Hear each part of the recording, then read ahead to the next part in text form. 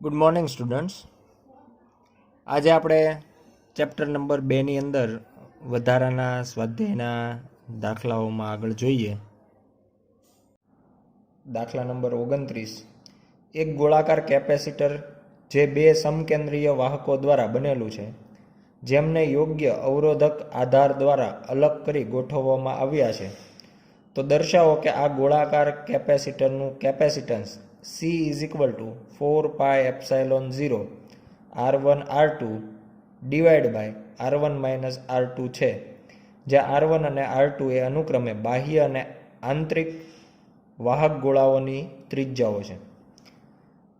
અહીંયા આપણે આકૃતિમાં સ્પષ્ટ જોઈ શકીએ છીએ કે બહારનો જે કવચ બનશે, બહારનું કવચ, તો એ બહારના કવચ માટે કહી શકાય કે એની ત્રિજ્યા R1 છે, અને એના અંદરની સપાટી છે ત્યાં આપણને પ્લસ ક્યુ વિદ્યુતભાર છે એ પ્રેરિત થયેલો જોવા મળશે. ઉપરાંત વચ્ચે જે R2 ત્રિજ્યાનું આપણને કવચ આપ્યું છે એની બાહ્ય સપાટી ઉપર માઇનસ ક્યુ જેટલો વિદ્યુતભાર છે એ પ્રેરિત થયેલો જોવા મળશે, અને જે નિયમિત રીતે વિતરિત થયેલો છે. હવે આપણે જે બહારનું કવચ ધ્યાનમાં લઈએ છીએ એને જો ગ્રાઉન્ડ કરવામાં આવે, અર્થિંગ કરવામાં આવે, તો ઇલેક્ટ્રોસ્ટેટિક અસરને કારણે બહારના વિસ્તારની અંદર આપણને કોઈ વિદ્યુત ક્ષેત્ર મળવાનું નથી. એ ઉપરાંત વચ્ચેના અંદરના ભાગમાં સૌથી નાનો ગોળો જે R2 ત્રિજ્યાનો છે એના વચ્ચેના ભાગમાં પણ આપણને કોઈ જાતનું વિદ્યુત ક્ષેત્ર મળવાનું નથી. એટલે વિદ્યુત ક્ષેત્ર માત્ર જે R1 ત્રિજ્યાના ગોળાથી R2 ત્રિજ્યા તરફ હશે. તો અહીંયા આપણે બંને ગોળા વચ્ચેનો વિદ્યુત સ્થિતિમાનનો જે તફાવત છે એ ધ્યાનમાં લઈએ તો બંને ગોળાની વચ્ચે વિદ્યુત સ્થિતિમાનનો તફાવત, તો એને આપણે કેપિટલ V કહીએ તો એ થશે કે Q upon R2 માઇનસ કે Q upon R1. તો આ પ્રમાણે બેની જે ત્રિજ્યાઓ છે એના કારણે આપણને વિદ્યુત સ્થિતિમાનનો તફાવત મળશે. અને અહીંયા આપણે હવે કે Q કોમન લઈ લઈએ. 1 upon R2 minus 1 upon R1, અને કાઉન્સની અંદર અહીંયા લસા લઈ લઈએ તો 12 KQ, કાઉન્સની અંદર આપણને લસા મળશે R1 R2, અંશમાં આવશે R1 માઇનસ R2, અને અહીંયા આપણે કેની કિંમત મૂકી દઈએ તો K ઇઝ ઇક્વલ ટુ આપણે લઈએ છીએ 1/4 પાઈ એપ્સાઇલોન 0 કાઉન્સમાં R1 minus R2 divide by R1 R2. તો આ પ્રમાણે આપણને વિદ્યુત સ્થિતિમાનનો જે તફાવત છે એ મળશે.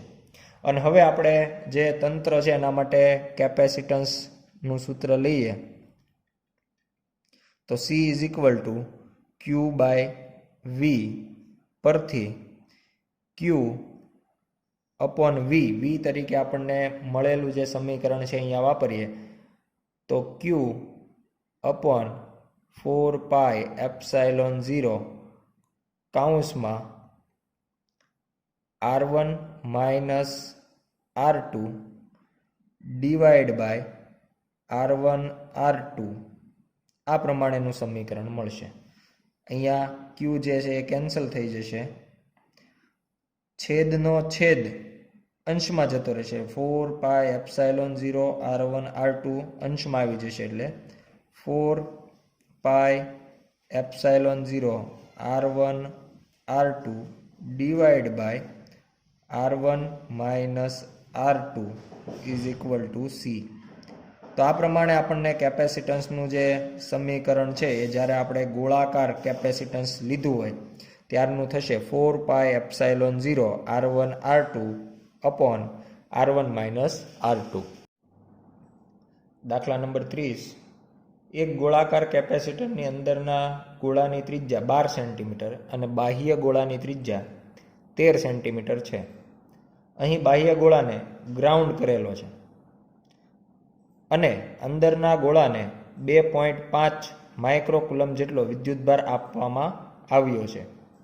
આ બંને ગોળાઓને એક પ્રવાહી જેનો ડાઇલેક્ટ્રિક અચળાંક 32 છે એના વડે અલગ કરવામાં આવ્યા છે, તો એ કેપેસિટરનું કેપેસિટન્સ મેળવો, બી અંદરના ગોળાનું વિદ્યુત સ્થિતિમાન મેળવો, સી આ કેપેસિટરના કેપેસિટન્સને અલગ કરેલા 12 સેન્ટીમીટર ત્રિજ્યાવાળા કેપેસિટરના કેપેસિટન્સ સાથે સરખાવો અને જણાવો કે શા માટે કેપેસિટન્સનું મૂલ્ય ખૂબ જ ઓછું મળે છે. અહીંયા દાખલા નંબર 29ની અંદર આપણે મેળવેલા સૂત્રનો ઉપયોગ કરીએ અને કેપેસિટન્સ મેળવીએ તો C is equal to 4πε0 R1 R2 upon R1 minus R2 આ પ્રમાણેનું સમીકરણ છે અહીંયા વાપરી શકાય. પણ બે કવચ વચ્ચે જ્યારે આપણે ડાઇલેક્ટ્રિક માધ્યમ રાખવામાં આવ્યું હોય ત્યારનું જે કેપેસિટન્સ છે એ સી ડેશ કહીએ તો એ આપણને ખબર છે કે ગણું થાય. એટલે ખરેખર આપણે નવું કેપેસિટન્સ કે ગણું થશે એટલે કે ઇન્ટુ સી થઈ જશે. કે 4πε0 R1 R2 upon R1 minus R2. અહીંયા આપણે લીધેલો જે કે છે એ કેપિટલ કે છે અને 1/4πε0 હોય એ સ્મોલ કે છે. કિંમતો મૂકી દઈએ. કેની કિંમત આપણને ડાઇલેક્ટ્રિક અચળાંક આપ્યો છે 32, 4, 3.14, 8.85 ગુણ્યા 10⁻12. R1 તરીકે આપણે લઈશું 13 સેન્ટીમીટર, R2 તરીકે 12 સેન્ટીમીટર. બંને સેન્ટીમીટરમાં છે અને મીટરમાં ફેરવીએ તો બંનેની -2 આવશે એટલે ટોટલ -4 થઈ જશે. છેદમાં 13 -12 અને બંનેની -2 કોમન. તો આ પ્રમાણે આપણે સી ડેશ જે છે એ દર્શાવી શકાય અને બધી જ કિંમતો દ્વારા ગણતરી કરતાં કેપેસિટન્સ આપણને મળશે 5.5 ગુણ્યા 10⁻9 ફેરાડ. તો આ પ્રમાણે આપણે કેપેસિટન્સ છે એ મેળવી શકાય. બીજી માહિતી આપણને પૂછવામાં આવી છે કે ગોળાનું સ્થિતિમાન કેટલું થશે. તો કેપેસિટન્સનું સૂત્ર વાપરીએ C is equal two Q/V અને આના ઉપરથી આપણે V is equal two Q/C સમીકરણ લખી શકાય. Q વિદ્યુતભાર આપવામાં આવ્યો છે 2.5 માઇક્રો કુલમ એટલે 10⁻6 ડિવાઈડ બાય 5.5 ઇન્ટુ 10⁻9. ગણતરી દ્વારા જવાબ લખી શકાય 450 વોલ્ટ. સી વાત કરીએ કે આપણે જો એક 12 સેન્ટીમીટર ત્રિજ્યાનો ગોળો લઈએ તો એનું કેપેસિટન્સ કેટલું મળે ને એની સરખામણી આની સાથે કરવાની છે. તો એના માટે આપણે ગોળાનું જ સમીકરણ લઈએ C is equal two Q/V. હવે કોઈ પણ ગોળો આપણે ધ્યાનમાં લીધો હોય અને એના સપાટી ઉપર Q જેટલો વિદ્યુતભાર હોય તો એનું ત્યાં સ્થિતિમાન લખાશે KQ/R. તો આ કિંમત અહીંયા આપણે સમીકરણમાં મૂકીએ તો Qના છેદમાં KQ/R. Q કેન્સલ થશે એટલે આપણને મળશે Rના છેદમાં K અને K ઇઝ ઇક્વલ ટુ 1/4πε0 લખીએ તો 4πε0R જેટલું કોઈ ગોળાનું કેપેસિટન્સ મળે. અને હવે 12 સેન્ટીમીટરની ત્રિજ્યા છે તો એના ઉપરથી આપણે એનું કેપેસિટન્સ મેળવીએ તો કેપેસિટન્સ મળશે 4 ગુણ્યા 3.14 ગુણ્યા 8.85 ગુણ્યા 10⁻12 ગુણ્યા 12 ગુણ્યા 10⁻2. અને આ બધી જ ગણતરીઓ કરીએ તો એનાથી જવાબ મળશે 1.33 ગુણ્યા 10⁻11 ફેરાડ.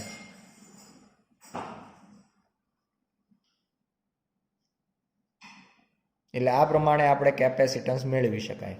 હવે જો બે ગોળાનું તંત્ર હોય તો કેપેસિટન્સ નેનો ફેરાડેના ક્રમનું મળે છે અને એક જ ગોળાને કેપેસિટર તરીકે લઈએ તો લગભગ -11 ફેરાડ જેટલું કેપેસિટન્સ મળે છે. કારણમાં એવું કહી શકાય કે બે ગોળાનું જે તંત્ર લીધું છે એમાં જે બહારનું જે કવચ છે એને આપણે ગ્રાઉન્ડ કરેલું છે. ગ્રાઉન્ડ કરવાથી વિદ્યુત સ્થિતિમાનનો તફાવત ઘટે છે અને એના કારણે આપણે એવું કહી શકીએ કે કેપેસિટન્સ વધે છે, એટલે એ વધારે મળે છે. જ્યારે આમાં એવું કંઈ ન થવાના કારણે કેપેસિટન્સ ઓછું રહે છે. નેક્સ્ટ દાખલો જોઈએ. દાખલા નંબર 31. નીચેના વિધાનોના ધ્યાનથી જવાબ આપો. એ. બે મોટા વાહક ગોળાઓ Q1 અને Q2 ને એકબીજાની નજીક લાવવામાં આવે છે, તો શું આપણે બંને વચ્ચેના સ્થિત વિદ્યુત બળના મૂલ્યને Q1 Q2 અપોન 4πε0 r² વડે જ દર્શાવી શકીએ, જ્યાં r એ તેના બે કેન્દ્ર વચ્ચેનું અંતર છે? આ પ્રશ્નના જવાબમાં આપણે એવું કહી શકીએ કે જ્યારે આપણે બે ગોળાઓને એકબીજાની નજીક લાવીએ ત્યારે એક ગોળાના વિદ્યુત ભારના કારણે બીજા ગોળાના વિદ્યુત ભાર પર બળ લાગે અને બીજા ગોળાના વિદ્યુત ભાર સપાટી ઉપર નિયમિત વિતરણ ધરાવવાના બદલે અનિયમિત વિતરણ થઈ જશે. એટલે કોઈ પણ એક બાજુ વિદ્યુત ભાર જે છે એ જતો રહેશે. જો બંને ઉપર વિજાતીય વિદ્યુત ભાર હોય તો પહેલા ગોળાના વિદ્યુત ભારના કારણે બીજા ગોળા પરનો વિદ્યુત ભાર ગોળાના નજીકના ભાગમાં કેન્દ્રિત થશે. બંને જો સજાતીય હોય તો બંને વિદ્યુત ભારો એકબીજાથી દૂરના છેડાએ કેન્દ્રિત થશે, એટલે સપાટી ઉપર અનિયમિત વિતરણ જોવા મળે. ને અનિયમિત વિતરણ હોય ત્યારે આપણે જે કુલંબનો નિયમ છે એ પ્રમાણેનું સૂત્ર વાપરી શકતા નથી. બી જોઈએ. જો કુલંબનો નિયમ 1/r³ પર આધારિત હોય, જે ખરેખર આપણને ખબર છે કે 1/r² મુજબ હોય છે, તો શું ગાઉસનો નિયમ પણ સાચો નીવડે? આના માટે આપણે ટૂંકમાં કહી શકીએ કે ના, જો કુલંબનો નિયમ 1/r³ મુજબ હોત તો ગાઉસનો નિયમ સાચો મળતો નથી. સી. જો એક નાના પરીક્ષણ વિદ્યુત ભારને સ્થિત વિદ્યુત ક્ષેત્રમાંના કોઈ બિંદુએથી મુક્ત કરવામાં આવે છે, તો બિંદુમાંથી પસાર થતી ક્ષેત્ર રેખાની સમાંતર મુસાફરી કરશે. અહીંયા આપણને વિદ્યુત ક્ષેત્ર જે છે એ નિયમિત છે કે અનિયમિત એવો ઉલ્લેખ કરવામાં આવ્યો નથી.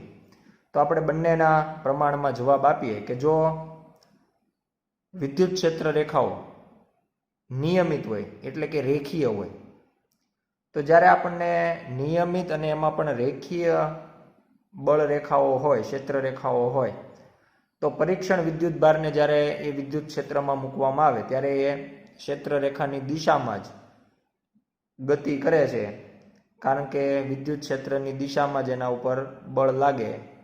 ઈ સદિશ જે છે એના ઉપરથી જ આપણને એફ સદિશની દિશા મળતી હોય છે. પણ જો બળ રેખાઓ અનિયમિત હોય, અરેખીય હોય, વક્ર હોય, તો આ એવું દર્શાવે છે કે વિદ્યુત ક્ષેત્ર અનિયમિત છે અને એના કારણે મૂકેલ વિદ્યુત ભાર જે છે એ બળની રેખાની દિશામાં ગતિ કરશે નહીં. ડી. ઇલેક્ટ્રોનની પૂર્ણ વર્તુળાકાર કક્ષામાં ન્યુક્લિયસના ક્ષેત્ર દ્વારા થતું કાર્ય જણાવો. જો કક્ષા લંબગોળ અથવા તો લંબવૃત્તીય માર્ગે હોય તો શું થાય? અહીં આપણે એવું કહી શકાય કે ઇલેક્ટ્રોન જ્યારે ન્યુક્લિયસની ફરતે ભ્રમણ કરતો હોય તો ન્યુક્લિયસની અંદર ધન વિદ્યુત ભારના કારણે એના ઉપર ન્યુક્લિયસ તરફ બળ લાગતું હોય, પણ ઇલેક્ટ્રોન જે છે એ ન્યુક્લિયસ તરફ ગતિ કરી શકતો નથી. આ કિસ્સામાં આપણે કહી શકાય કે બળ અને સ્થાનાંતર વચ્ચેનો કોણ 90 થાય, અને જો બળ અને સ્થાનાંતર વચ્ચેનો કોણ 90 હોય તો કાર્ય આપણને 0 મળે F.dr મુજબ.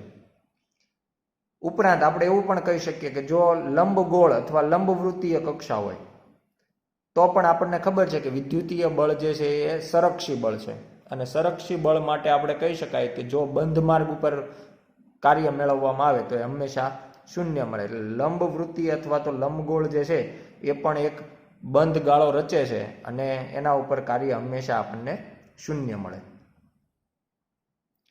જોઈએ, આપણે જાણીએ છીએ કે કોઈ પણ વાહકની સપાટી પર વિદ્યુત ક્ષેત્ર અસતત હોય છે.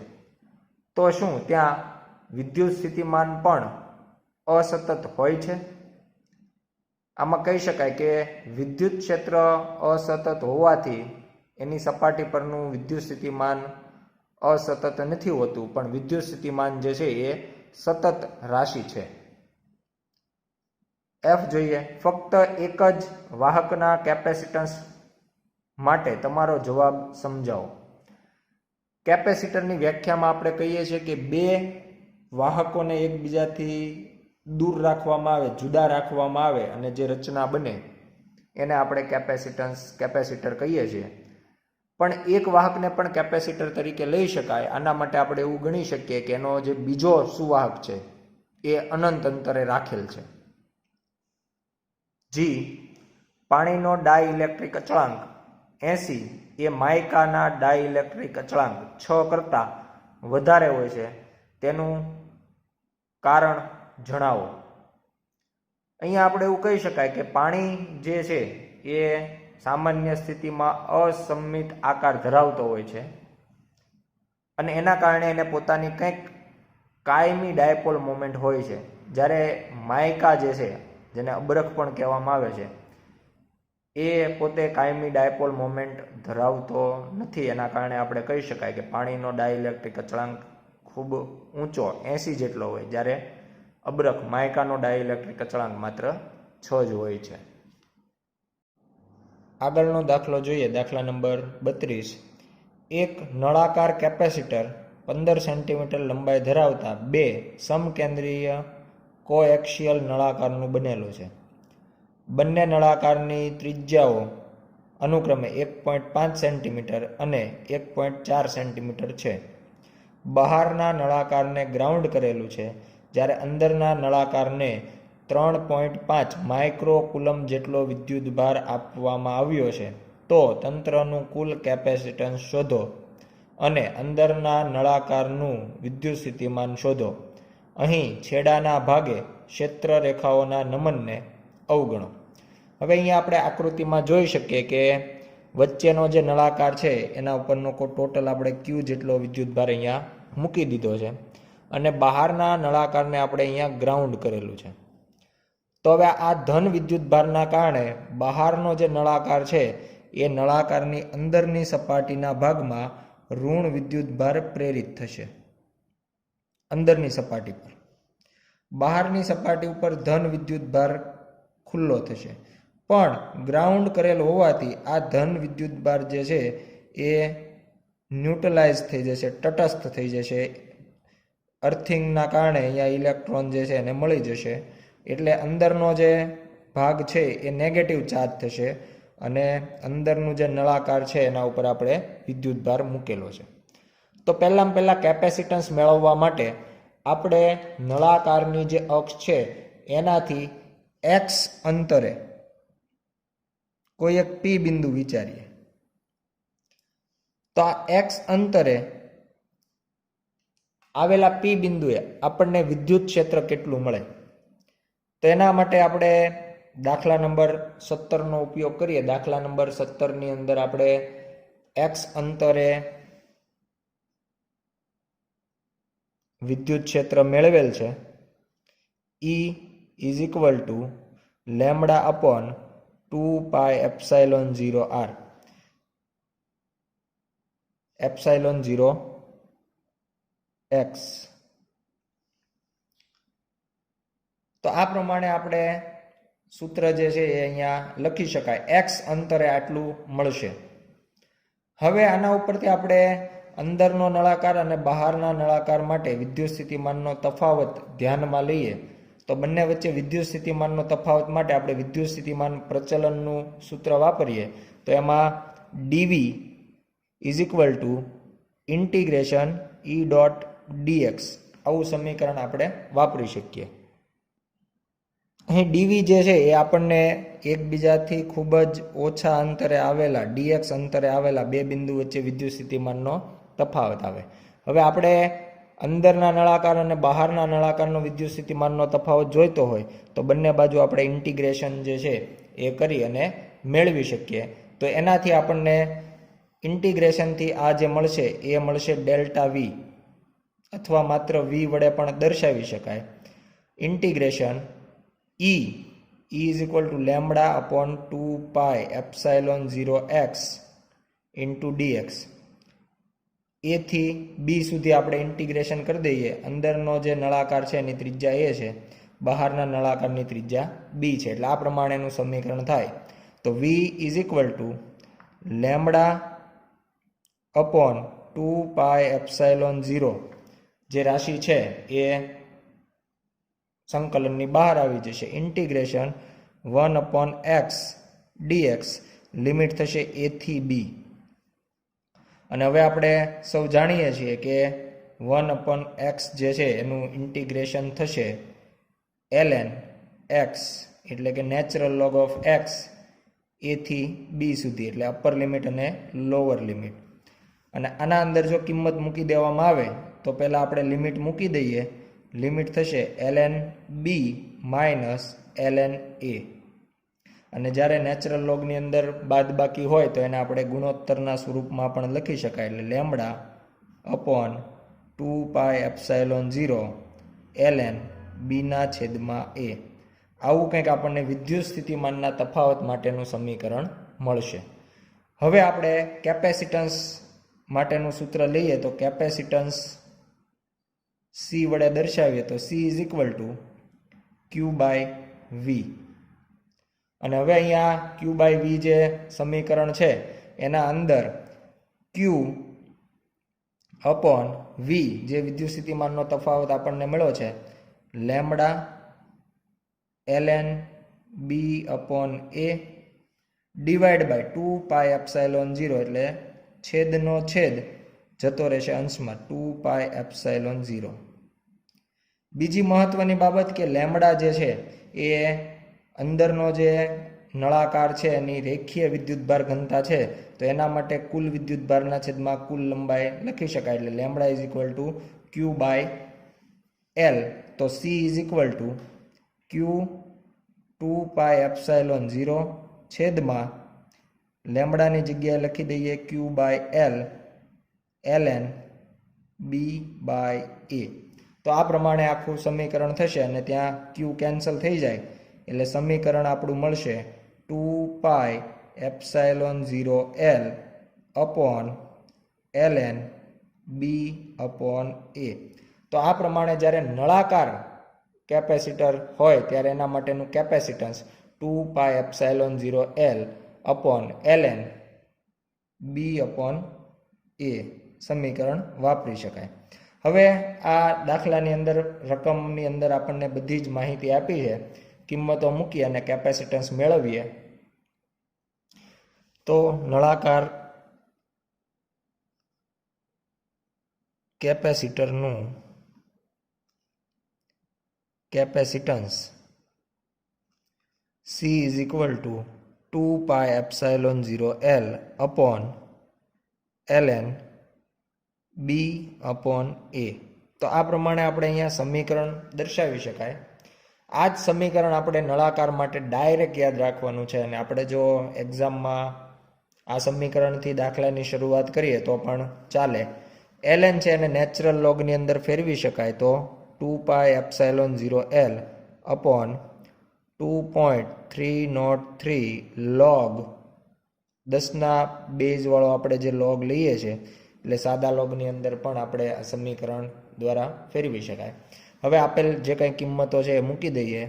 2 ગુણ્યા 3.14 ગુણ્યા 8.85 ગુણ્યા 10⁻12 ગુણ્યા લંબાઈ 15 સેન્ટીમીટર એટલે 15 ગુણ્યા 10⁻2 ડિવાઈડ બાય 2.303 લોગ. બહારની ત્રિજ્યા આપણે જોઈએ તો 1.5 સેન્ટીમીટર અને અંદરની ત્રિજ્યા લઈએ તો 1.4 સેન્ટીમીટર એટલે -2 છે એ કેન્સલ થઈ જશે. લોગ 1.5 ના છેદમાં 1.4 અને આ આખાની ગણતરી આપણે લોગના આધારે કરીએ તો એના માટેનો જવાબ આપણને 1.071 મળશે અને જેનો નેચરલ લોગ જોવાથી ટોટલ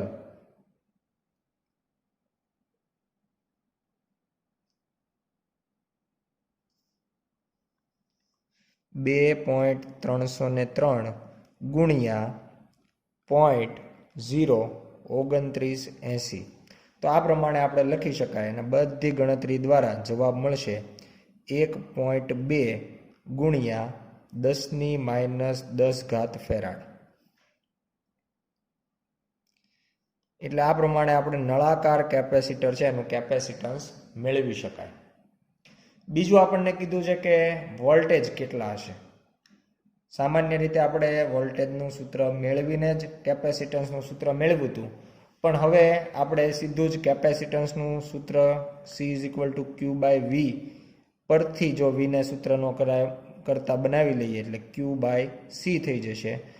તો વિદ્યુતભાર આપણને આપવામાં આવ્યો છે 3.5 માઇક્રો કુલમ એટલે 10⁻⁶ અને કેપેસિટન્સ આપણને મળ્યું છે 1.2 ગુણ્યા 10⁻10 અને જવાબ મળશે 2.9 ગુણ્યા 10⁴ વોલ્ટ.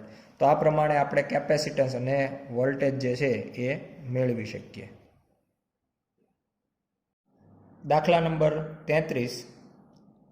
એક સમાંતર પ્લેટ કેપેસિટરને એવી રીતે બનાવવામાં આવ્યું છે કે જેનું વોલ્ટેજ રેટિંગ 1 કિલોવોટ હોય, ડાઇલેક્ટ્રિક અચળાંક 3 હોય અને ડાઇલેક્ટ્રિક સ્ટ્રેન્થ લગભગ 10⁷ વોલ્ટ પર મીટર હોય. કેપેસિટરને ખામી પહોંચાડ્યા વિના ડાઇલેક્ટ્રિક પદાર્થ મહત્તમ જેટલું વિદ્યુત ક્ષેત્ર સહન કરી શકે તેને તેની ડાઇલેક્ટ્રિક સ્ટ્રેન્થ કહેવામાં આવે છે. સાવચેતી માટે આપણે અહીં ડાઇલેક્ટ્રિક સ્ટ્રેન્થને તેના 10% ઉપર નથી લેતા.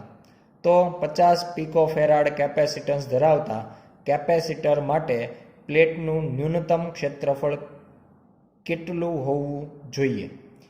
અહીં દાખલાની અંદર આપણને કેપેસિટર માટેની બધી જ બાબતો આપી છે, પણ ડાઇલેક્ટ્રિક સ્ટ્રેન્થ આપી છે એના માત્ર 10% જ આપણે ધ્યાનમાં લેવાના છે. તો ડાઇલેક્ટ્રિક સ્ટ્રેન્થ ઉપરથી ડાઇલેક્ટ્રિક સ્ટ્રેન્થથી શરૂઆત કરીએ કે ડાઇલેક્ટ્રિક સ્ટ્રેન્થ 10⁷ વોલ્ટ પર મીટર હોય તો આપણે વિદ્યુત ક્ષેત્ર મહત્તમ 10% ઓફ E લેવાના છે. એટલે 10⁻100 ગુણ્યા 10⁷ એટલે કે 10�6 વોલ્ટ પર મીટર. આટલું જ વિદ્યુત ક્ષેત્ર આપણે થવા દઈશું, આના કરતાં વધારે થવા દઈશું નહીં. અને વોલ્ટેજ આપવામાં આવ્યા છે V=1000 વોલ્ટ આપવામાં આવ્યા છે. તો આના ઉપરથી આપણે બંને રાશિઓ ઉપરથી કેપેસિટરની બે પ્લેટ વચ્ચેનું અંતર છે એ મેળવી શકાય. E=V/D પરથી D=V/E અને આના અંદર આપણે કિંમત મૂકી દઈએ 1000/10⁶.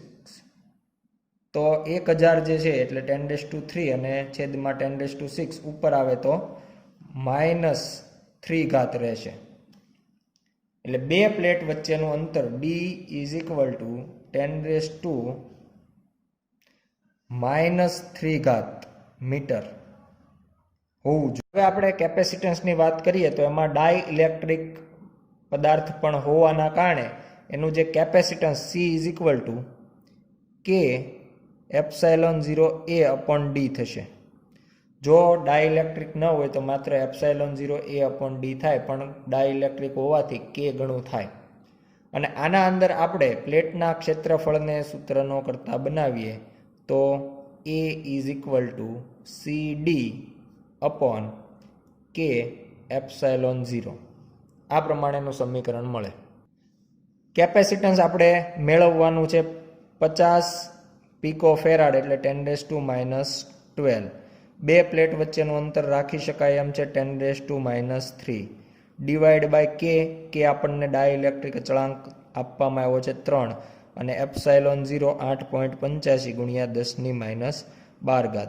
10⁻12 જે છે એ ડાયરેક્ટ કેન્સલ થશે અને ગણતરી કરતાં જવાબ માલુમ પડે છે 1.9 ગુણ્યા 10⁻3 મીટર સ્ક્વેર. એટલે બે પ્લેટ જે આપણે સમાંતર કેપેસિટર લીધું હોય, સમાંતર પ્લેટ, તો એમાં ક્ષેત્રફળ 2 ગુણ્યા 10⁻3 મીટર સ્ક્વેર જેટલું રાખવાથી 50 પિકોફેરાડ જેટલું કેપેસિટન્સ મેળવી શકાય. નેક્સ્ટ જોઈએ દાખલા નંબર 34. સમ વિદ્યુતસ્થિતિમાન પૃષ્ઠને કિસ્સાઓમાં વર્ણવો. એ. ઝેડ દિશામાં અચળ વિદ્યુત ક્ષેત્ર. હવે અહીંયા આપણે એવું કહી શકીએ કે જ્યારે આપણે વિદ્યુત ક્ષેત્રની દિશા અચળ હોય, ફિક્સ હોય, ત્યારે એના માટે સમસ્થિતિમાન પૃષ્ઠ છે એની જે ક્ષેત્ર રેખા છે એને લંબ હોય. અહીંયા વિદ્યુત ક્ષેત્રની દિશા ઝેડ આપી છે, એને લંબ આપણે કહી શકાય XY સમતલ મળશે. એટલે અહીંયા સમસ્થિતિમાન પૃષ્ઠ જે છે એકબીજાથી સમાન અંતરે લઈ શકાય અને XY સમતલની અંદર આકૃતિમાં દર્શાવ્યા મુજબના દોરી શકાય. બી. દિશા અચળ છે પરંતુ ક્ષેત્રનું મૂલ્ય સતત રીતે વધી રહ્યું છે ઝેડ દિશામાં. આમાં પણ આપણે એવું કહી શકાય કે વિદ્યુત ક્ષેત્રનું માત્ર મૂલ્ય વધી રહ્યું છે, દિશા જે છે એ ઝેડ અક્ષ તરફની ફિક્સ છે. તો આમાં પણ આપણે એવું કહી શકીએ કે જે આપણને સમસ્થિતિમાન પૃષ્ઠ મળશે એ ક્ષેત્ર રેખાને લંબ હશે અને ક્ષેત્ર રેખાને લંબ લઈએ તો એ આપણને XY સમતલ જે છે એ મળશે. એટલે આમાં પણ આપણે સમસ્થિતિમાન પૃષ્ઠ XY સમતલની અંદર લીધેલા પૃષ્ઠ જે છે એ દર્શાવી શકાય. સી. ઉગમ બિંદુ પર રહેલ એકમ ધન વિદ્યુતભાર માટે. હવે કોઈ બિંદુવત વિદ્યુતભારને આપણે ઉગમ બિંદુ પર મૂકીએ ત્યારે એનું સમસ્થિતિમાન પૃષ્ઠ જે છે એની ક્ષેત્ર રેખાઓ પરથી માલુમ પડતું હોય છે. અહીંયા ક્ષેત્ર રેખાઓ છે, જો આપણે વિદ્યુતભારને ધન લઈએ તો ક્ષેત્ર રેખાઓ બહાર નીકળતી આવે અને એ 3 ડાયમેન્શનલ હોય. એટલે એના માટે આપણે વિદ્યુતભારને કેન્દ્રમાં રાખી અને ફરતે એક કવચ દોરવામાં આવે જે કેન્દ્રથી R જેટલા અંતરે હોય. તો આ કવચ પરના બધા બિંદુએ આપણને વિદ્યુત સ્થિતિમાન જે છે એ સમાન મળવાનું છે. એટલે વિદ્યુતભારની આજુબાજુ ઘણા બધા આવા પૃષ્ઠ વિચારી શકાય, એ બધા સમસ્થિતિમાન પૃષ્ઠ કહી શકાય. ડી. એક સમતલમાં સમાન અંતરે ગોઠવેલા ચાર્જ તાર દ્વારા બનેલ એક નિયમિત ગ્રીડ માટે. હવે આવા કિસ્સામાં આપણે એવું કહી શકાય કે એક સમતલમાં આપણે ઘણા બધા વિદ્યુતભારિત કરેલા તાર મૂકીએ તો એ તારની આજુબાજુ સમસ્થિતિમાન પૃષ્ઠ મેળવીએ તો આપણને એ એક તારથી આપણે જેમ દૂર જઈએ તેમ સ્થિતિમાન ઘટતું જાય, પણ બીજા તારની નજીક આવશું એટલે એ આવર્તરીય રીતે બદલાતા હોય, વધે ઘટે વધે ઘટે. પણ જો આપણે તારથી અથવા આવા સમતલથી ખૂબ દૂરના ભાગમાં વિચારીએ તો ધીમે ધીમે પછી આ જે સમતલ જે છે એ આપણા પૃષ્ઠને સમાંતર બની જશે. દાખલા નંબર 35. એક Q1 વિદ્યુતભાર ધરાવતા અને ત્રિજ્યા R1 ધરાવતા ઘન ગોળાને Q2 વિદ્યુતભાર અને R2 ત્રિજ્યા ધરાવતા કવચ વડે આવરણ કરેલ છે. દર્શાવો કે જો Q1 ધન વિદ્યુતભારિત હોય તો વિદ્યુતભારને કવચ તરફ ગતિ કરવું જરૂરી છે, ભલે Q2 નો વિદ્યુતભાર ધન અથવા ઋણ હોય. અહીંયા આપણને બે બાબતો કહેવામાં આવી છે કે એક આપણી પાસે ઘન ગોળો છે કે જેની ત્રિજ્યા આપણને કહેવામાં આવી છે R1. બીજો આપણી પાસે અહીંયા એક કવચ છે. કવચ માટે આપણને કહેવામાં આવ્યું છે કે એની ત્રિજ્યા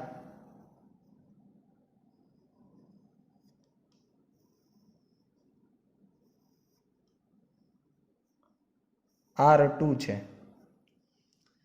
તો હવે આપણે પહેલો જે R1 ત્રિજ્યાનો ગોળો એટલે ગોળો અંદર લીધેલો છે એના ઉપર આપણે કંઈક વિદ્યુતભાર રાખી દેવામાં આવ્યો છે, ધન વિદ્યુતભાર છે Q1 જેટલો.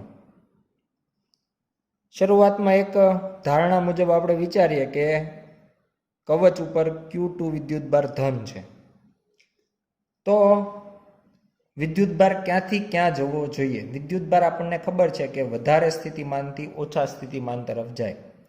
તો અહીંયા આપણે Q1 પ્લસ લઈ લીધો છે અને Q2 પણ પ્લસ લઈ લીધો છે. તો આપણે પહેલાં તો અંદરના ગોળાનું સ્થિતિમાન મેળવીએ, જેને આપણે V1 એવું નામ આપીએ.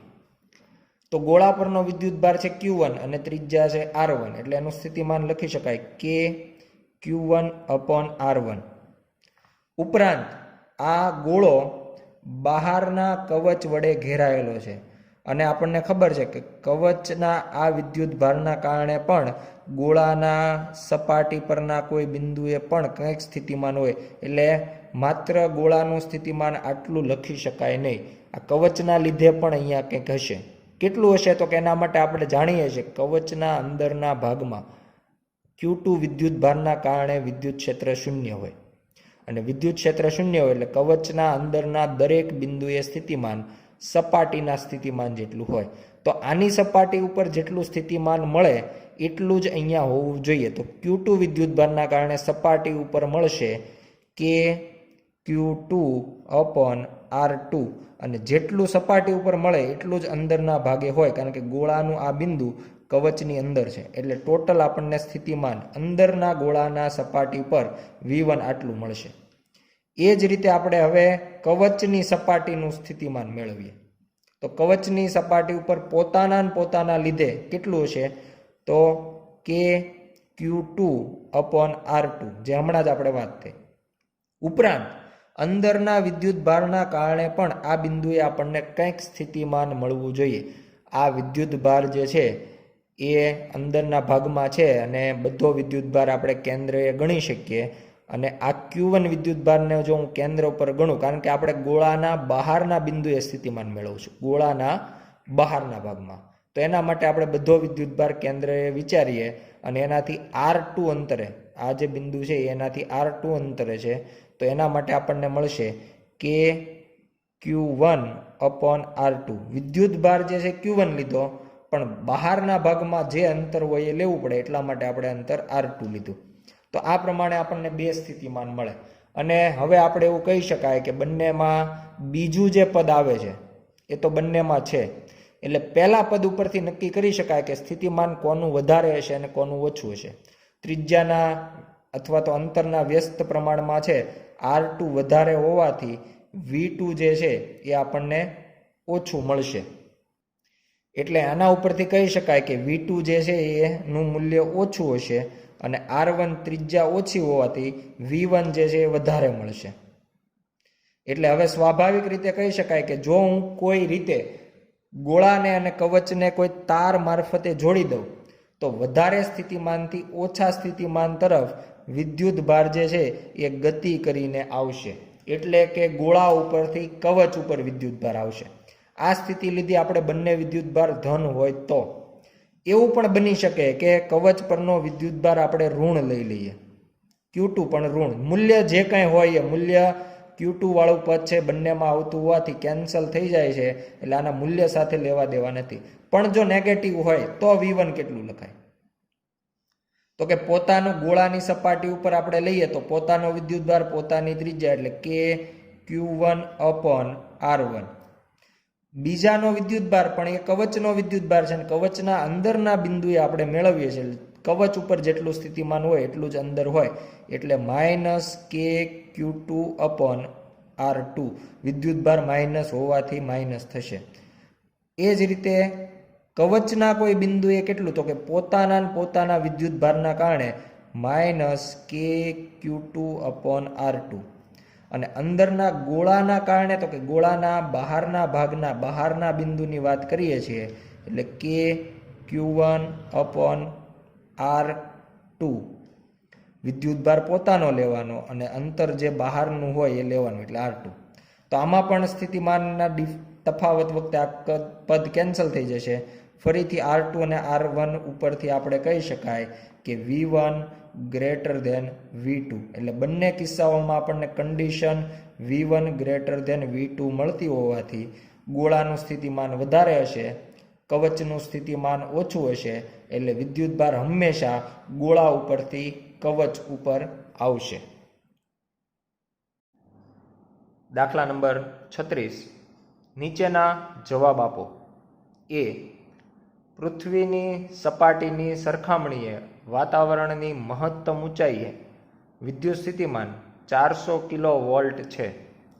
જેમ સમુદ્રની સપાટીની ઊંચાઈ સાથે વિદ્યુત ક્ષેત્ર ઘટતું જાય છે, પૃથ્વીની સપાટી નજીક ક્ષેત્ર લગભગ 100 વોલ્ટ પર મીટર જેટલું છે, તો પણ જ્યારે આપણે ઘરની બહાર નીકળીએ છીએ ત્યારે ઇલેક્ટ્રિક શોક કેમ નથી લાગતો? ઘરને સ્ટીલનું બનેલું પાંજરું ધારો અને તેથી તેમાં વિદ્યુત ક્ષેત્ર શૂન્ય છે. અહીંયા આપણે એવું કહી શકીએ કે આપણું શરીર અને પૃથ્વી બંને વાહક છે. તેથી આપણું શરીર અને જમીન બંને એક સમસ્થિતિમાન પૃષ્ઠનું નિર્માણ કરે છે. જેવા આપણે ઘરની બહાર ખુલ્લી જમીનમાં નીકળીએ છીએ,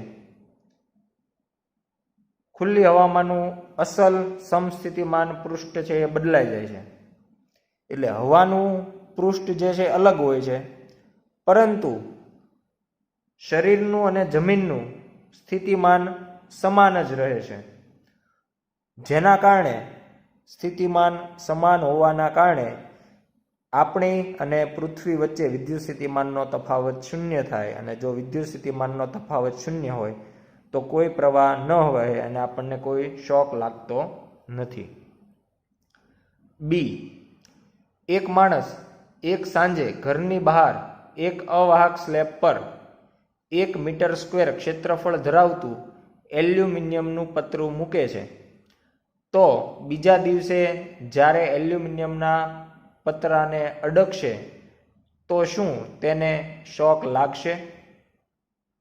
અહીંયા આપણે કહી શકાય કે હા, બીજા દિવસે માણસ એ વ્યક્તિ જ્યારે પતરાને અડકશે ત્યારે એને શોક લાગશે, કારણ કે અવાહક શીટ પર મૂકેલું હોવાથી પતરા ઉપર કંઈક ચાર્જ આવશે અને એ ચાર્જના કારણે શોક લાગશે. સી. હવાની નાની વાહકતાના કારણે વાતાવરણમાં પૃથ્વીના ગોળા ઉપર ડિસ્ચાર્જિંગ વિદ્યુત પ્રવાહ 1800 એમ્પિયર વહે છે. વાતાવરણ પોતાની રીતે કેમ ડિસ્ચાર્જ થતું નથી અને વિદ્યુતીય તટસ્થ રહે છે? બીજા શબ્દોમાં કહીએ, વાતાવરણને કઈ રીતે વિદ્યુત ભારિત કરી શકાય? આપણે સૌ જાણીએ છીએ કે વાતાવરણ પોતાની રીતે ક્યારેય ડિસ્ચાર્જ થતું નથી. જ્યારે પણ વાતાવરણની અંદર મેઘગર્જના અથવા તો ગાજવીજ થાય એના કારણે પોતે વિદ્યુત ભારિત બનતું હોય છે, અને જે હવા પોતે નાની એવી વાહકતા ધરાવે છે એના લીધે એ ડિસ્ચાર્જ થતું હોય છે. ડી. વીજળીના ચમકારા દરમિયાન વાતાવરણ વિદ્યુત ઉર્જાનું કઈ ઉર્જા રૂપે વ્યય કરે છે? વીજળીના ચમકારા દરમિયાન આપણને ખ્યાલ છે કે ખૂબ મોટા પ્રમાણમાં આપણને પ્રકાશ ઉર્જા મળે છે, સાથે સાથે અવાજ પણ સંભળાય એટલે કે ધ્વનિ ઉર્જા પણ હશે, ઉપરાંત ઉષ્મા ઉર્જા પણ આપણને ખૂબ મોટા પ્રમાણમાં મળશે. એટલે આ 3 ઉર્જાઓ, પ્રકાશ ઉર્જા, ઉષ્મા ઉર્જા અને ધ્વનિ ઉર્જામાં વિદ્યુત ઉર્જાનું રૂપાંતર જોવા મળે છે. આ ચેપ્ટરના અમુક બીજા કિસ્સાઓ આપણે જોઈએ કે આકૃતિમાં દર્શાવેલ દરેક પ્લેટનું ક્ષેત્રફળ કેપિટલ A જેટલું છે અને 2 પ્લેટ વચ્ચેનું અંતર સ્મોલ d જેટલું છે, તો A અને B બિંદુ વચ્ચે સમતુલ્ય કેપેસિટન્સનું મૂલ્ય શોધો. અહીંયા આકૃતિમાં આપણે જોઈ શકીએ કે આપણી પાસે ટોટલ 4 પ્લેટ છે. ચારેય પ્લેટને આપણે નંબર આપી દઈએ તો સામાન્ય રીતે આપણે એવું કહી શકીએ કે આમાંથી કેટલા કેપેસિટન્સ આપણને મળી શકે? તો જેટલી પ્લેટ હોય એના કરતાં મેક્સિમમ એક ઓછું, એટલે કે અહીંયા આપણને 4 પ્લેટ આપી છે, એટલે પ્લેટની સંખ્યા લખીએ 4. તો એમાંથી મેક્સિમમ આપણને 3 કેપેસિટર બની શકે એવી શક્યતા છે. મેક્સિમમની વાત છે આ. એટલે અહીંયા આપણે 3 કેપેસિટર પ્રમાણે જોઈએ કઈ રીતના 3 કેપેસિટર આપણને મળશે. તો અહીંયા જે 4 પ્લેટ છે એમાં આપણા એ અને બી બિંદુ જે છે એ બીજી અને ત્રીજી પ્લેટ સાથે જોડાયેલ છે. તો આપણે 1 અને 2 પ્લેટની વચ્ચે જે કેપેસિટર બનશે એને આપણે C1 નામ આપી દઈએ. 2 અને 3 વચ્ચે જે બને એને C2, અને 3 અને 4ની વચ્ચે જે બનશે એને C3. એટલે આપણે જોઈ શકાય કે અહીંયા 3 કેપેસિટર જે છે એ જોડાયેલા છે એવું ગણી શકાય. આપણે કોઈ એક બિંદુથી શરૂઆત કરીએ, ધારો કે એ બિંદુથી આપણે શરૂઆત કરીએ, એટલે આને કઈ રીતે સમતુલ્ય પરિપથ આપણે દોરી શકીએ એની વાત કરીએ છીએ. તો એના માટે પહેલાં એ બિંદુથી આપણે શરૂઆત કરીએ. તો અહીંયા આપણે એ બિંદુ ધ્યાનમાં લઈએ. હવે એ બિંદુ જે છે એ 2 નંબરની પ્લેટ સાથે જોડાયેલું છે. તો આપણે સામાન્ય જે સમાંતર પ્લેટ કેપેસિટર હોય એની જે સંજ્ઞા છે એ પ્રમાણે આપણે 2 નંબરની પ્લેટ અહીંયા દર્શાવી દઈએ. આ આપણી 2 નંબરની પ્લેટ. હવે આ 2 નંબરની જે પ્લેટ છે એ કોની સાથે કેપેસિટર બનાવે છે? તો 1 નંબરની પ્લેટ સાથે પણ બનાવે છે અને 3 નંબરની પ્લેટ સાથે પણ બનાવે છે. તો પહેલાં આપણે C1 ની વાત કરીએ. એટલે C1 જે છે 1 નંબરની પ્લેટ, એટલે અહીંયા બાજુમાં આપણે 1 નંબરની પ્લેટ દર્શાવી દઈએ. આ જે છે આપણું C1 થઈ ગયું કેપેસિટર. પરંતુ અહીંયા આકૃતિમાં જોઈ શકાય કે 1 નંબરની પ્લેટ છે એ ડાયરેક્ટ 4 નંબરની પ્લેટ સાથે જોડાયેલી છે. 1 નંબરની પ્લેટ આ તાર મારફતે 4 નંબર સાથે જોડાયેલી છે. એટલે અહીંયા આપણે 1 નંબરની પ્લેટને ડાયરેક્ટ 4 નંબરની પ્લેટ સાથે જોડી દઈએ. એટલે અહીંયા આપણે ક્રમ પણ લખતા જઈએ છીએ પ્લેટનો 4 નંબર. હવે તો કે આ કેપેસિટર આપણે દર્શાવી દીધું છે. હવે 4 નંબર ઉપર આવી ગયા, એટલે 4 નંબરની પ્લેટ આકૃતિમાં દર્શાવી દીધી છે. તો 4 નંબરવાળું જે કેપેસિટર છે એ પણ સાથે સાથે દર્શાવી દઈએ. 4 નંબરની પ્લેટ કેપેસિટર બનાવે છે C3. કોની સાથે બનાવે છે? 3 નંબરની. અને 3 નંબરની જે પ્લેટ છે એ બી બિંદુ સાથે જોડાયેલી છે. એટલે અહીંયા આપણે કેપેસિટર બનાવી દઈએ C3 3 નંબરની પ્લેટ સાથે, અને સીધું જે બિંદુ જતું રહેશે બી બિંદુ. હવે જોઈ શકાય કે આમાં માત્ર C1 અને C3 કેપેસિટર છે ને એ આપણને આકૃતિ પરથી જોઈ શકાય બંનેનું શ્રેણી જોડાણ થશે. હજુ એક કેપેસિટર બાકી છે C2. કઈ 2 પ્લેટ C2 કેપેસિટર બનાવે છે? તો કે 2 નંબર અને 3 નંબર. આકૃતિમાં પણ 2 નંબર અને 3 નંબરની પ્લેટ આપણે એકવાર તો લઈ જ લીધી છે, પણ આ 2 પ્લેટ જ C2 કેપેસિટર બનાવે છે. તો એના માટે આપણે શું કરવું પડશે? તો કે 2 નંબરની પ્લેટ અહીંયા વધારાની એક અલગથી બતાવવાની થશે. એટલે 2 નંબરની 2 પ્લેટ આપણે એટલા માટે બતાવી છે કારણ કે આપણે 2 નંબરની પ્લેટ 1 નંબરની પ્લેટ સાથે પણ કેપેસિટર બનાવે છે, અને 2 નંબરની પ્લેટ 3 નંબરની પ્લેટ સાથે પણ કેપેસિટર બનાવે છે. એટલા માટે આપણે 2 નંબરની પ્લેટ 2 દર્શાવી પડી છે. પણ એ કનેક્ટ હોવી જોઈએ. તમે 1 નંબરથી 2 નંબરની પ્લેટ દર્શાવી શકો નહીં. એ 2 નંબરની પ્લેટ અહીંયા ને અહીંયા 2 નંબર સાથે દર્શાવવી પડે. એ જ રીતે 3 નંબરની પ્લેટ C2 કેપેસિટર બનાવે છે. 3 નંબરની પ્લેટ અહીંયા છે, તો અહીંયાથી જ આપણે બીજી એક 3 નંબરની પ્લેટ આની સાથે જોડાયેલી હોય એવી જ બતાવવી પડે. એટલે આ આપણે 3 નંબરની પ્લેટ બતાવીએ છીએ, અને આ આપણું થઈ ગયું C2 કેપેસિટર. એટલે આ પ્રમાણે જોઈ શકાય કે આપણે જે વાત કરતા હતા 4 પ્લેટ હોય તો 3 કેપેસિટર બને, તો 3 કેપેસિટર મળી ગયા, અને આમાં જે પ્રમાણેનું જોડાણ છે એને આ સમતુલ્ય પરિપથ થયો. હવે બધાનું ક્ષેત્રફળ એ છે, 2 પ્લેટ વચ્ચેનું અંતર D છે, એટલે આપણે એવું કહી શકાય કે બધાનું કેપેસિટન્સ સરખું જ હોય. એટલે C1 અને C3 ની વેલ્યુ સરખી જ હશે. એટલે C1 અને C3 શ્રેણી જોડાણમાં છે. એનું સમતુલ્ય જે છે આપણે C' કહેતા હોય તો 1/C' થશે, is equal two 1/C1 plus 1/C3. આ બંને સરખા જ છે, અને સરખા હોય તો શ્રેણી જોડાણમાં આપણને ખબર છે કે સમતુલ્ય કેપેસિટન્સ છે એ ભાગ્યા n થાય, એટલે 2 છે તો C1 માટે epsilon 0 A upon D plus C3 માટે પણ એવું ને એવું સૂત્ર એપ્સાઇલોન 0 A અપોન ડી, એટલે થઈ જશે 2D અપોન એપ્સાઇલોન 0 A. આ મળશે 1 અપોન C ડેશ. તો C ડેશની વેલ્યુ લખાશે એપ્સાઇલોન 0 A અપોન 2D.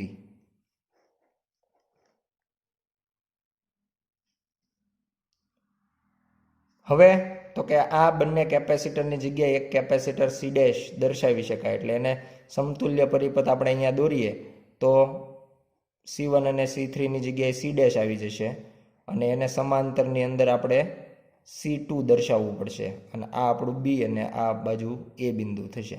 તો હવે આ બંને કેપેસિટરનું સમાંતર જોડાણ, અને સમાંતર જોડાણ હોય તો સમાંતર જોડાણનું સૂત્ર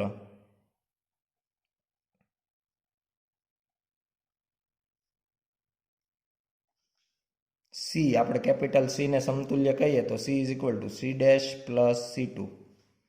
C dash epsilon 0 A upon 2D, C2 epsilon 0 A upon D. બંનેનો સરવાળો કરીએ તો આપણને C ની વેલ્યુ મળશે 3 એપ્સાઇલોન 0 A અપોન 2D.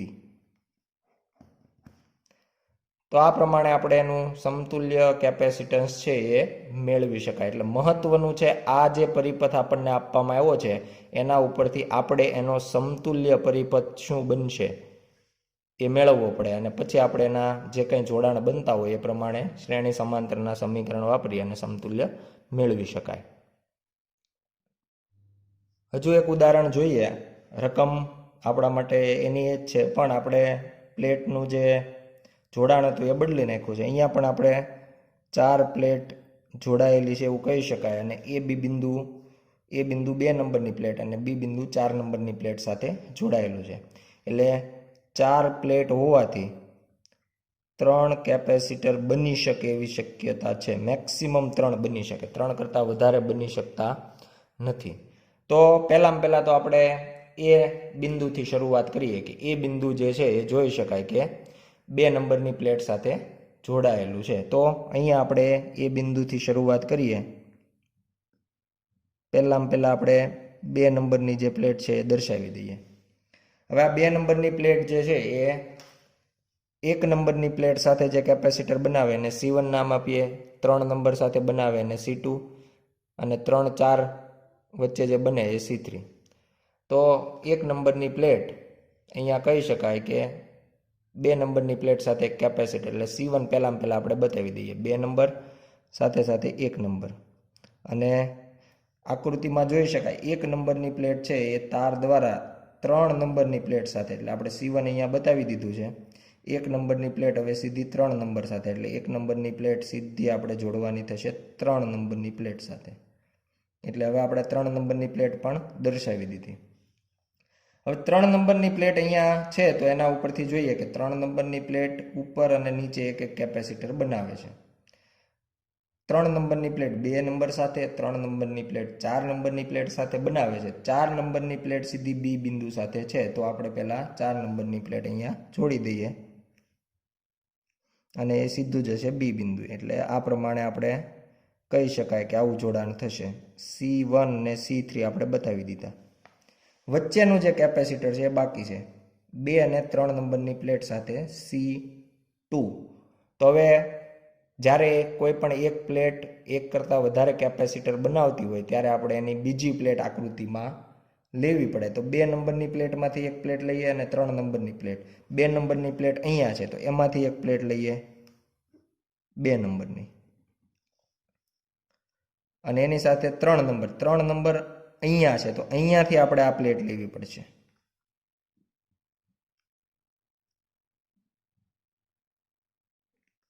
તો હવે આપણે એવું કહી શકાય કે હવે આ બંનેનું શ્રેણી જોડાણ નથી રહેતું. પહેલાં તો આપણે આ બંનેનું સમાંતર જોડાણ કેલ્ક્યુલેટ કરવું પડે, અને એની સાથે આ સમાંતર જોડાણ જે છે તે C1 અને C2નું એનું જે સમતુલ્ય આવે એ C3 સાથે શ્રેણીમાં થશે. એટલે પહેલાં આપણે ગણતરી કરીએ C1 અને C2નું સમાંતર જોડાણ. એનું સમતુલ્ય C ડેશ હોય તો સમાંતર જોડાણ હોવાથી બેનો સરવાળો થશે તો કેપેસિટન્સ તો બંનેના સરખા જ છે, કારણ કે ક્ષેત્રફળ અને બે પ્લેટ વચ્ચેનું અંતર સમાન હોવાથી epsilon 0 A by D plus epsilon 0 A by D એટલે 2 એપ્સાઇલોન 0 એ અપોન ડી. આ પ્રમાણે આપણને સી ડેશ મળે. અને હવે આપણે આકૃતિ દોરવી હોય તો આ પ્રમાણે દોરી શકાય કે આ થઈ ગયું સી ડેશ અને એનું C3 સાથેનું શ્રેણી જોડાણ અને આ આપણને એ બી બિંદુ. તો હવે સી ડેશ અને C3નું શ્રેણી જોડાણ, અને શ્રેણી જોડાણમાં આપણે એનું સમતુલ્ય કેપેસિટન્સ C વડે દર્શાવીએ તો 1/C is equal two 1/C dash plus 1/C3. તો 1/C ડેશ થશે 2 એપ્સાઇલોન 0 એ અપોન ડી એટલે ડે અંશમાં આવી જશે પ્લસ C3. તો C3 માટે એપ્સાઇલોન 0 એ અપોન ડી.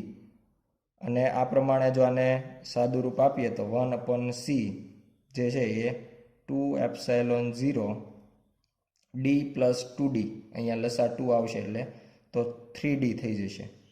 અને આના ઉપરથી જો આપણે C મેળવીએ તો C is equal to 2 epsilon 0 A upon 3D. તો આ પ્રમાણે આપણે જવાબ મેળવી શકાય. એક લાસ્ટ ઉદાહરણ જોઈ લઈએ.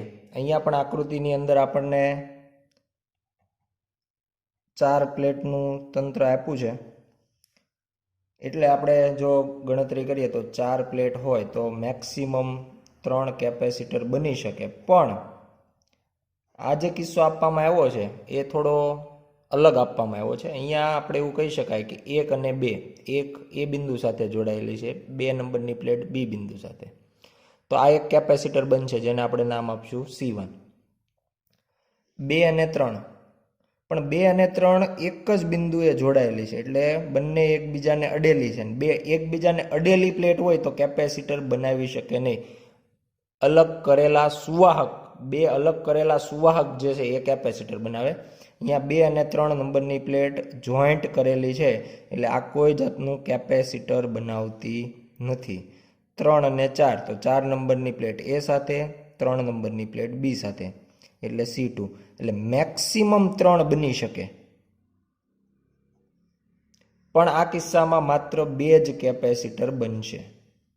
એટલે જ્યારે આ પ્રમાણે નજીકની 2 પ્લેટ એક જ બિંદુ સાથે જોડાયેલ હોય ત્યારે આપણને એ વચ્ચે કોઈ કેપેસિટન્સ બનતું નથી. એટલે માત્ર 2 જ કેપેસિટર અહીંયા લઈ શકાય, C1 અને C2. તો એ બિંદુથી આપણે આમાં શરૂઆત કરીએ, સમતુલ્ય પરિપથ દર્શાવીએ તો આ આપણું સ્મોલ એ બિંદુ, એની સાથે 1 નંબરની પ્લેટ જોડાયેલી છે એટલે આ 1 નંબરની પ્લેટ એ કેપેસિટર બનાવે છે 2 નંબરની પ્લેટ સાથે એટલે આ 2 નંબરની પ્લેટ એ જોડાય છે બી બિંદુ સાથે એટલે આ આપણું બી બિંદુ. હવે 3 નંબરની પ્લેટ, તો 3 નંબરની પ્લેટ ક્યાં જોડાયેલી છે? બી બિંદુ સાથે. તો હવે આપણે 3 નંબરની પ્લેટ બી બિંદુ સાથે જોડાયેલી હોવાથી આપણે આ રીતે 3 નંબરની પ્લેટ બતાવી દઈએ બી બિંદુ સાથે. એ કેપેસિટર બનાવે 4 નંબરની પ્લેટ, 4 નંબરની પ્લેટ જોડાયેલી છે એ બિંદુ સાથે એટલે આ 4 નંબરની પ્લેટ જોડાયેલી છે એ બિંદુ સાથે એટલે આ 4 નંબરની પ્લેટને આપણે જોડશું એ બિંદુ સાથે. તો આપણું થઈ ગયું C1 અને આ નીચે થઈ ગયું C2. બંનેનું થશે સમાંતર જોડાણ, અને સમાંતર જોડાણ હોય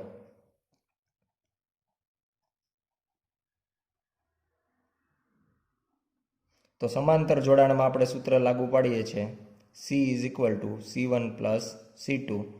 C1 થશે epsilon 0 A by D, C2 થશે epsilon 0 A by D is equal to 2 epsilon 0 A by D. તો આ પ્રમાણે આપણે ઘણી વખત એવું પણ બની શકે કે જેટલી પ્લેટ હોય એના કરતાં એક કેપેસિટર ઓછું બનવાની જગ્યાએ આ પ્રમાણે બની શકે. એટલે આપણને જે 3 મળતા હતા એ મેક્સિમમ સંભાવના હતી. દર વખતે 3 હોય એવું જરૂરી નથી. આભાર.